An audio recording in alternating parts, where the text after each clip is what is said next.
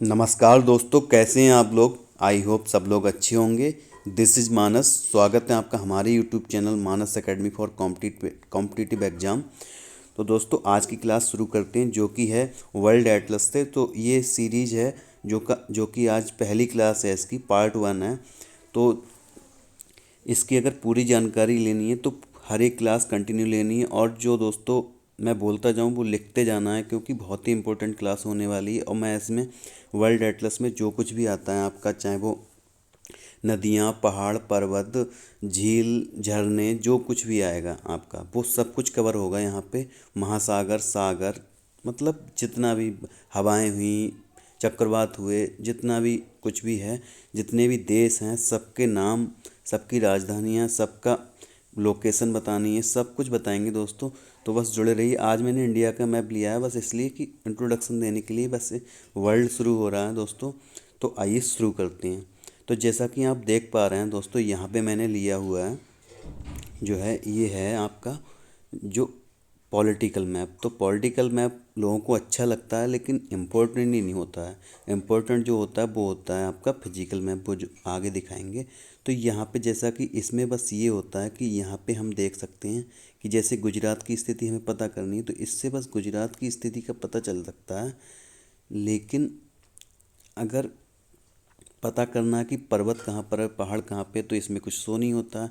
तो दोस्तों इस इसको लोग ज़्यादा पसंद करते हैं, लेकिन बहुत ज़्यादा इम्पोर्टेंट कौन सा होता है, फिजिकल वाला देखना उसको है।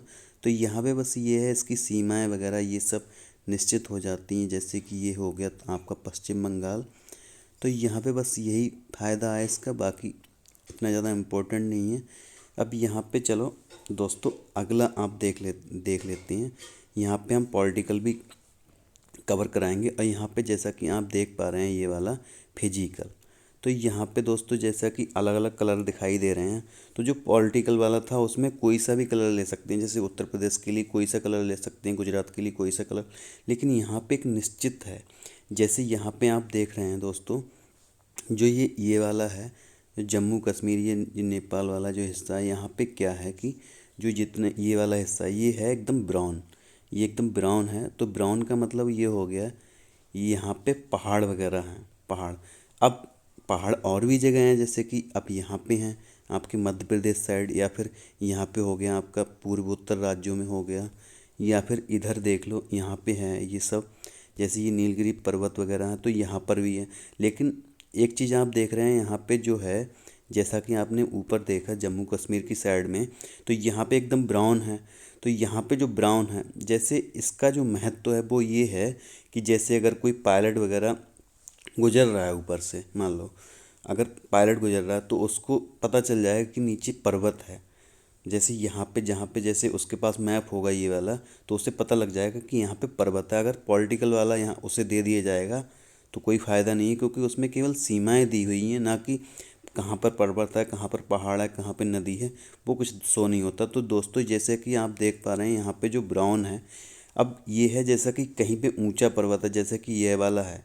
यहाँ पे आप देख पा रहे हैं जैसे कि नीलगिरी पर्वत है, ये सब है।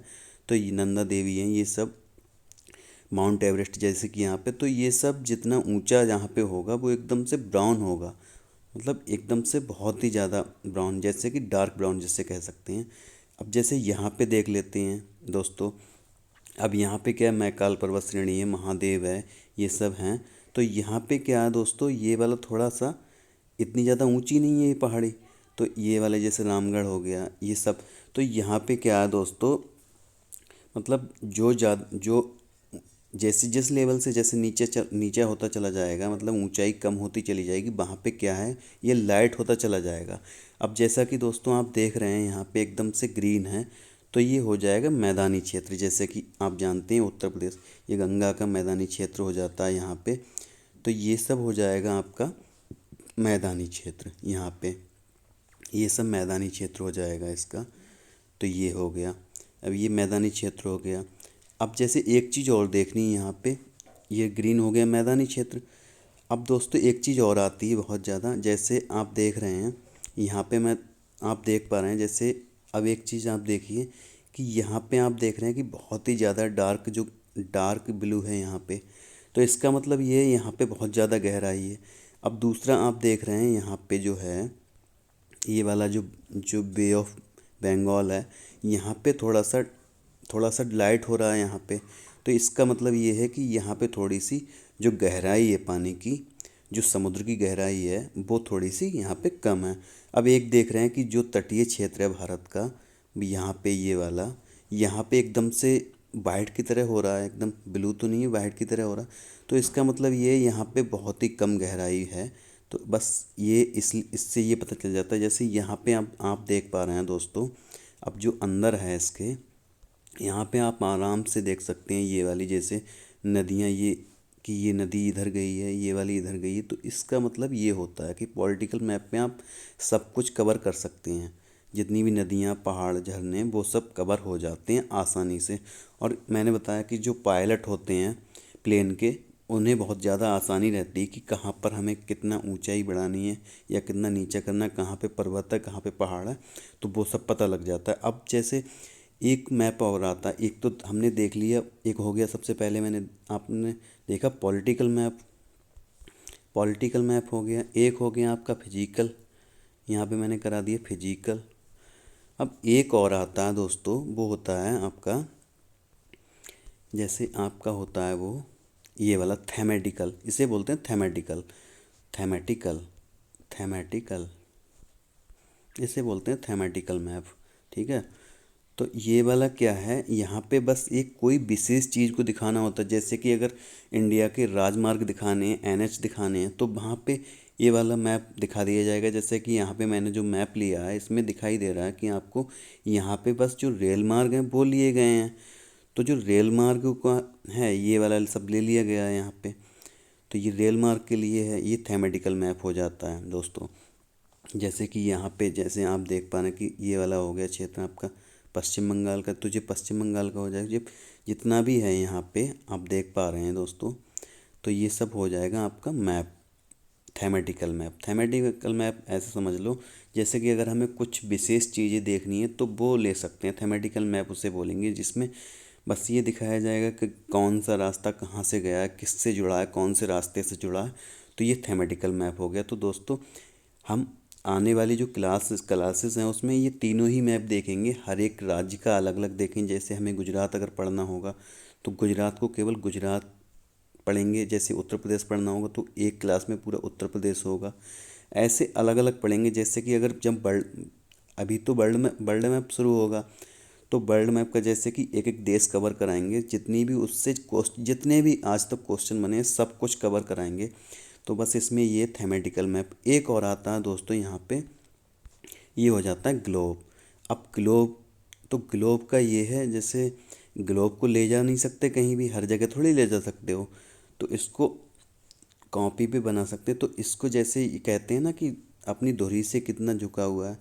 तो दोस्तों यहाँ पे जैसे हम देख रहे हैं कि धुरी से जब झुकाव लेते हैं तो क्या होता है, इसका झुकाव होता है, ये वाला है, ये हो जाएगा आपका 22.5, 23.5, दोस्तों 23.5 डिग्री, ये हो जाएगा 23.5 डिग्री, 23.5 डिग्री।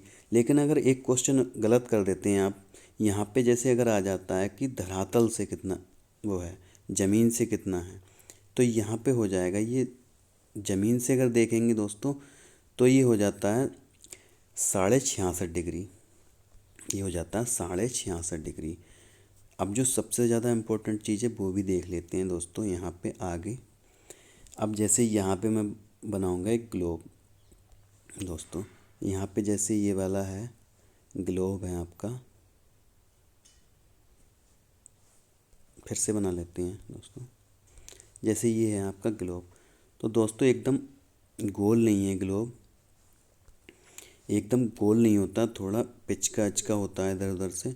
तो ये है एकदम जियोड के टाइप में होता है वो। तो जैसे यहाँ पे क्या है कि ये हो गया आपका। अब यहाँ पे क्या है, एक जैसे ये ग्लोब हो गया समझ लो थोड़ी देर के लिए। तो जैसे यहाँ से एक काल्पनिक रेखा खींची जाती है बिल्कुल मध्य से, मतलब दोनों भागों को इक्वल बराबर भागों में, मतलब इक्वल काटती है। तो इसका नाम क्या हो जाता है दोस्तों, इसे बोल देते हैं, पहले तो ये 0 डिग्री हो जाती है, 0 डिग्री। और दूसरा नाम इसका क्या हो जाता है, इक्वेटर। इक्वेटर बोलते हैं इंग्लिश में। और अगर हिंदी की बात की जाए तो ये देखो, दोनों जो पूरी भूमि है उसके मध्य में है, तो इसका नाम क्या रख सकते हैं दोस्तों, ये हो जाता है भूमध्य रेखा। भूमध्य रेखा हो जाता है, ठीक है, भूमध्य रेखा। बहुत कुछ लिखना है इसलिए दोस्तों यहाँ पे लिख नहीं रहा हूँ, आप अपनी कॉपी पे लिखते जाना है भूमध्य रेखा। और इसका एक नाम और है भूमध्य, एक हो जाता है आपका विषुवत रेखीय, विषुवत रेखीय। अब दोस्तों क्या, ये तो हो गया 0 डिग्री, यहाँ पे ये हो गया 0 डिग्री। अब एक रेखा और बहुत ज़्यादा इम्पोर्टेंट है, वो ये है, यहाँ पे क्या है, एक रेखा और खींची जाती है, वो ये आपकी ये वाली रही, ऐसे खींच सकते हैं यहाँ पे, ये वाली रही, ये हो गई। अब ये वाली रेखा एक ऐसे ही नीचे खींच दी जाती है, ये वाली, ठीक है दोस्तों। तो क्या है, ये जो रेखा है ये हो जाएगी आपकी 23.5 डिग्री उत्तरी अक्षांश रेखा। अब ये उत्तर में है, तो सबसे इससे पहले और देख लेते हैं क्या है कि, इससे पहले और देख लेते हैं, इससे पहले ये है, जैसे ये जो मैंने अभी जो इक्वेटर रेखा खींची है यहाँ पे, क्या है यहाँ पे जो खींची है मैंने, तो क्या है, ये पृथ्वी को 2 भागों में बांटती है।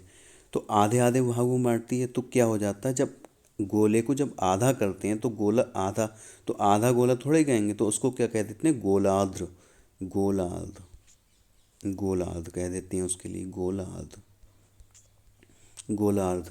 मतलब अब ये जो उत्तर में है वो हो जाएगा उत्तरी गोलार्ध, और जो दक्षिण में है वो हो जाएगा दक्षिणी गोलार्ध। तो क्या ये हो गया। अब जैसे यहाँ पे जो पूरा गोला होता है उसको बोलते हैं स्फीयर, इंग्लिश की बात की जाए तो। अगर वो आधा हो जाएगा तो बोलेंगे हेमी स्फीयर, तो ये हो जाएगा हेमी स्फीयर। अब क्या है, जैसे मैंने ऊपर जो एक लाइन खींची है जो 23.5 डिग्री है, 23.5 डिग्री उत्तरी अक्षांश रेखा, उसमें क्या है दोस्तों, इसको बोलते हैं कर्क रेखा, जो कि आपके भारत से गुजरी है 8 राज्यों से।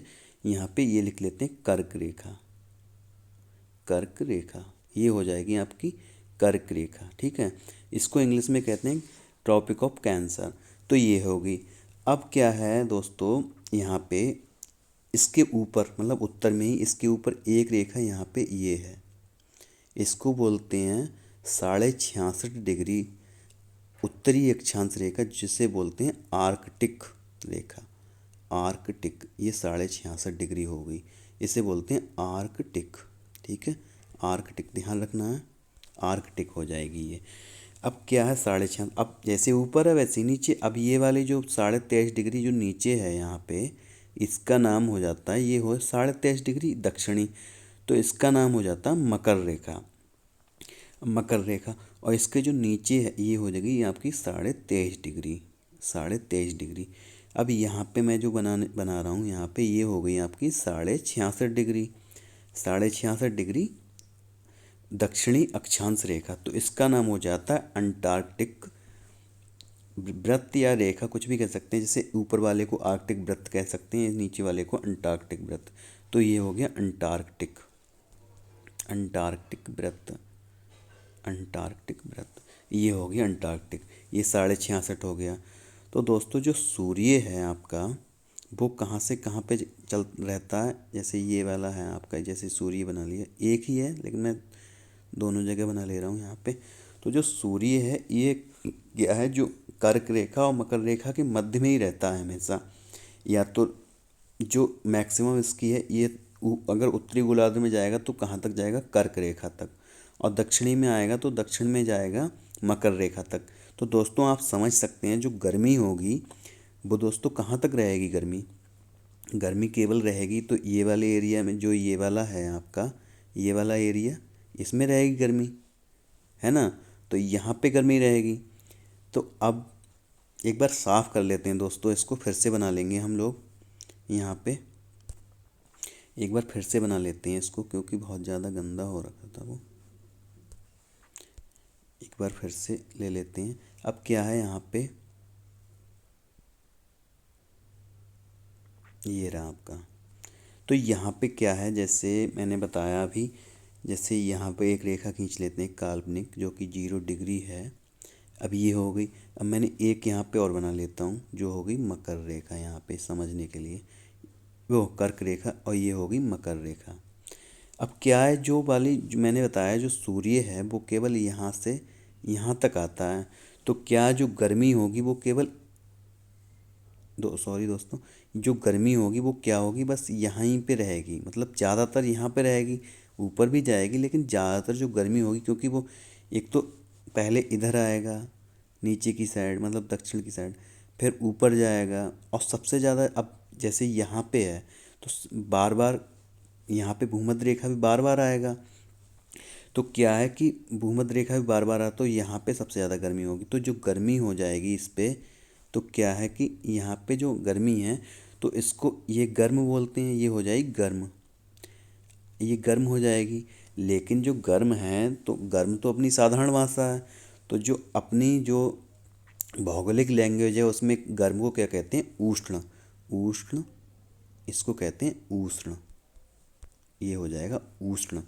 अब उष्ण, अब ये एक पूरा क्षेत्र बन गया, जोन बन गया ना, ये पूरा जोन बन गया एक, तो ये क्या हो जाएगा आपका, जैसे जोन को क्या कहते हैं, कटिबंध, कट जो उष्ण, तो ये हो जाएगा उष्ण कटिबंध, उष्ण कटिबंध हो जाएगा, ठीक है।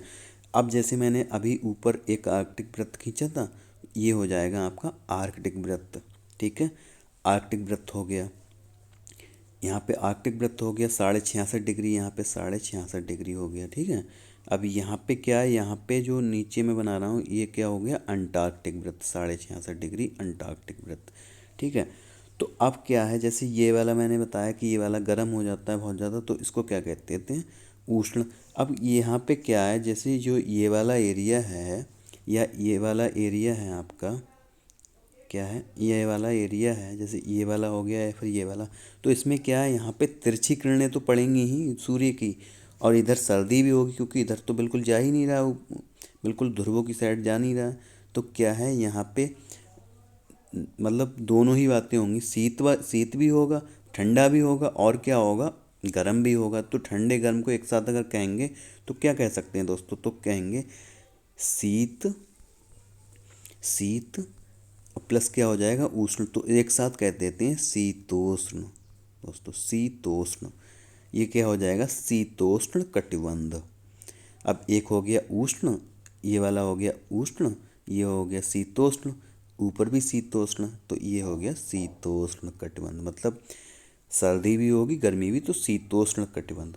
अब दूसरा, सब तीसरा जो है वो ऊपर है ध्रुवों की साइड, तो ये वाला जो एरिया है इसमें क्या है, ये तो शीत कटिबंध हो जाएगा। लेकिन दोस्तों प्रश्न बहुत घुमाया जाता है, जैसे यूपीपीसीएस का जब एग्ज़ाम आप देखेंगे तो उसमें एक क्वेश्चन आया था, उसमें ये आया था कि जो आपका वो है, एक साफ कर लेते हैं इसको, एक मिनट, जैसे यहाँ पे क्या है, जो ये वाला जो हिस्सा बचा है शीत वाला, जो ध्रुवों की साइड दोनों ऊपर और नीचे यहाँ पे, तो क्या इसको भी पुनः दो भागों में बांट दिया जाता है, पुनः दो भागों में बांट दिया जाता है इसको भी। अब क्या है, वो जो वहाँ पे जो पीसीएस में पूछा था को प्रश्न, वो ये पूछा था कि जो ये दोनों इनका, जैसे एक नंबर ये हो गया, ये हो गया 2 नंबर, ऐसे यहाँ पे एक नंबर ये हो गया, यहाँ पे हो गया ये 2 नंबर, ये हो गया 2 नंबर, तो क्या है यहाँ पे, जैसे एक बार फिर से साफ कर लेते हैं दोस्तों, फिर से ले लेते हैं, बना लेते हैं, केवल उसी को दिखा लेंगे, यहाँ पे सही से सही है। अब यहाँ पे फिर से वो बना लेते हैं, एक काल्पनिक रेखा ये हो गई आपकी। अब यहाँ पे मैं केवल वो ऊपर वाला लूँगा, जो आर्कटिक वृत्त से ऊपर वाला लूँगा 66.5 डिग्री से, यहाँ पे ये वाला, ये इधर ये अंटार्कटिक वृत्त।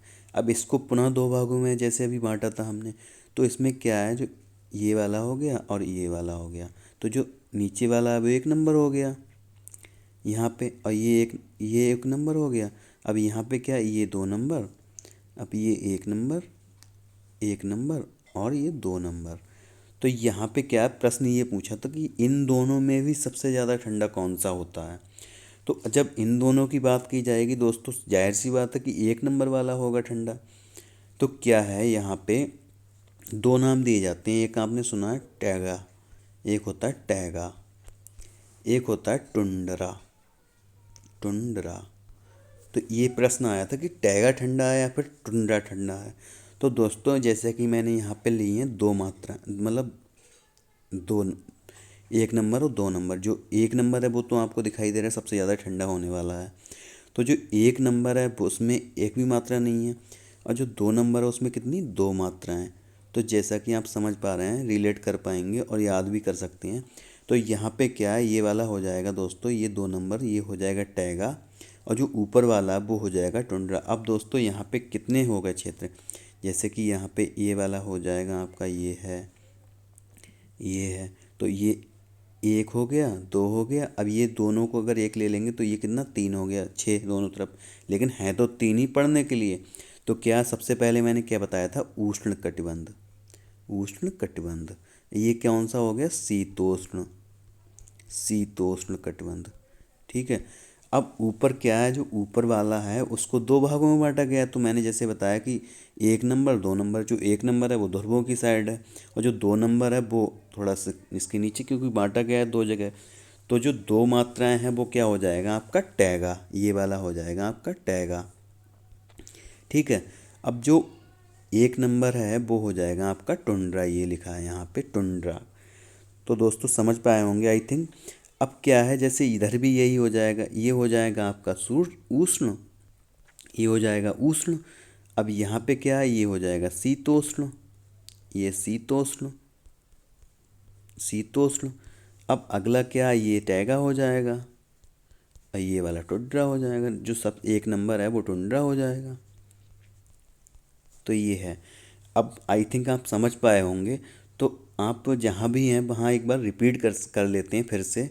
वहीं जहाँ भी रूम में है वहाँ पे एकदम तेज़ी से रिपीट करना, पूरी तेज़ी से बोलना। तो जैसे ये वाला आपका हो गया क्या, उष्ण। ये जो पूरा है 23.5 डिग्री उत्तरी अक्षांश से लेके 23.5 डिग्री दक्षिणी अक्षांश, या फिर कह सकते हैं कि कर्क रेखा से लेकर मकर रेखा के मध्य का जो क्षेत्र है उसको क्या कहते हैं, उष्ण कटिबंध। अब सबसे ज़्यादा गर्मी कहाँ पर पड़ेगी, यहाँ पर पड़ेगी सबसे ज़्यादा गर्मी। तो जैसा कि आपने देखा है कि जो केरला है वहाँ पे, केरला हुआ, तमिलनाडु हुआ, वहाँ पे काले काले लोग पाए जाते। तो यहाँ पे कारणवश यही है, जो यहाँ की जलवायु भी एकदम गर्म है।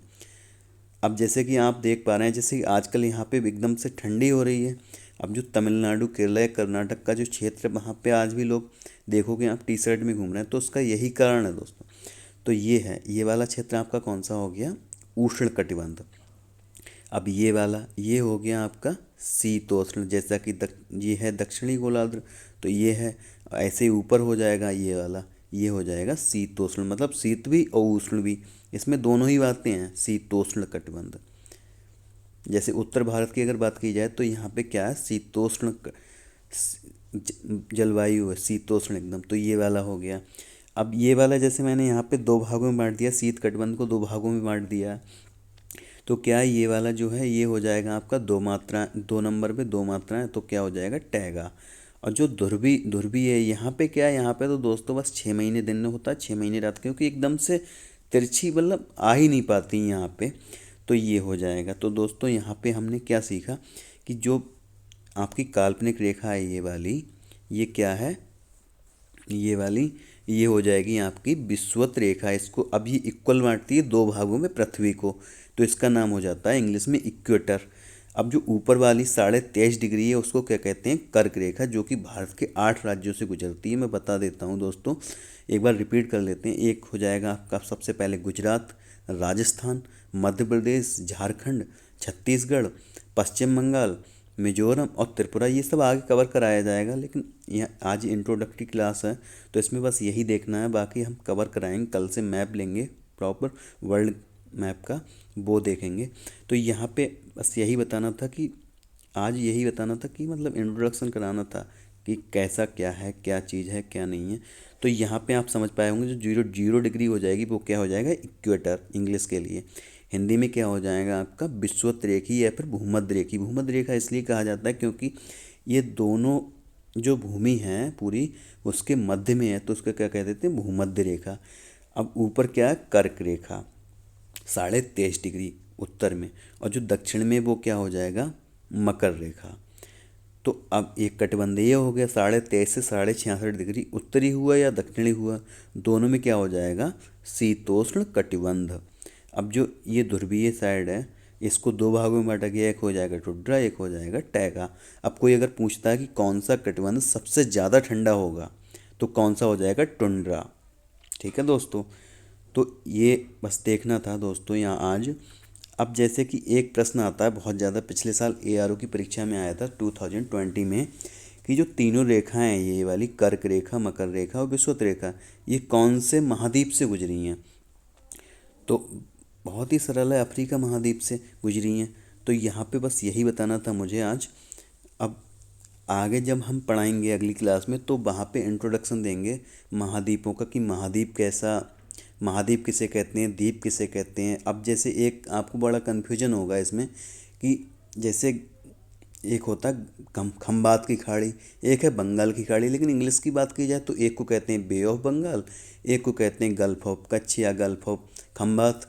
तो इन दोनों में क्या अंतर है, जैसे आपका हो गया यहाँ पे, जैसे मैं ले लेता हूँ यहाँ पे, एक ले होता है गल्फ, एक होता है बे, आपका एक होता है जैसे आपका क्या बोलते हैं, प्रायद्वीप, पेनिनसुला, पेनिनसुला एक होता है प्रायद्वीप, एक होता है क्रीक आपका, एक हो गया पेनिनसुला, एक हो गया क्रीक, और एक और आता है दोस्तों, वो जो आता है केप। तो इनमें सब में अंतर बताएंगे दोस्तों, जुड़े रहिए हमारे साथ। सब में अंतर बताना है हमें, क्रीक क्या होता है, केप क्या होता है, गल्फ क्या होता है। अब जैसे किसी को कहते हैं महासागर, किसी को कहते हैं सागर, सब बताएंगे, सब कवर कराएंगे। एक आपने देखा होगा कि एक को कहते हैं चैनल, अब एक हो जाता है चैनल, एक हो जाता है स्ट्रेट, मतलब जल संधि। तो यही वाला कन्फ्यूजन तो हमें ख़त्म करना है। तो बस आप रेगुलरली क्लास देखते रहिए, और जो मैं बोलता जाऊँ, जो जितना भी है मैं बोल रहा हूँ, सब कुछ आ चुका है किसी न किसी एग्ज़ाम में।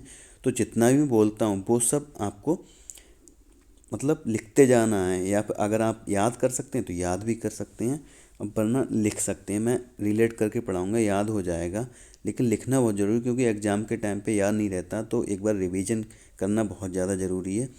तो दोस्तों, आज की क्लास अगर आपको हेल्पफुल लगे तो सब्सक्राइब कर देना, लाइक कर देना, वरना डिसलाइक भी कर सकते हैं, कोई दिक्कत नहीं है। अगर हेल्पफुल लगे तभी लाइक करना और सब्सक्राइब करना, अगर चैनल पे नए हो तो यहाँ पे क्या, सब्सक्राइब कर लेना दोस्तों, और लाइक भी कर लेना। ठीक है दोस्तों, ये थी आज की क्लास। और दोस्तों जुड़े रहिए, जो अब रेगुलरली क्लास होंगी और एक टाइम निश्चित होगा दोस्तों। हो सकती है कि कल या परसों क्लास मुश्किल हो पाए, लेकिन 6 तारीख मतलब 6 जनवरी से कंटिन्यू चलेगी, और मैं बहुत जल्दी कवर कराऊंगा, छुट्टी एक भी नहीं होगी, कवर कराएंगे पूरा। जुड़े रहिए। कोई भी, ये मेरा दावा है कि कोई भी परीक्षा हो, मतलब वनडे एग्ज़ाम जितने भी हैं, एक भी प्रश्न नहीं छूटेगा वर्ल्ड मैप से, जितने भी आते हैं स्टैटिक के। चाहे कुछ भी हुआ, कि हाथियों का देश किसे कहते हैं, उगते हुए सूरज का देश किसे कहते हैं, सब कुछ कवर कराएंगे दोस्तों। तो यहाँ पे बस जुड़े रहिए हमारे साथ, और वीडियो को पूरा देखना है, तभी समझ में आएगा, स्किप नहीं करना है बिल्कुल भी। तो थैंक यू दोस्तों, आज की क्लास यहीं समाप्त करते हैं। थैंक यू दोस्तों, जय हिंद, जय भारत।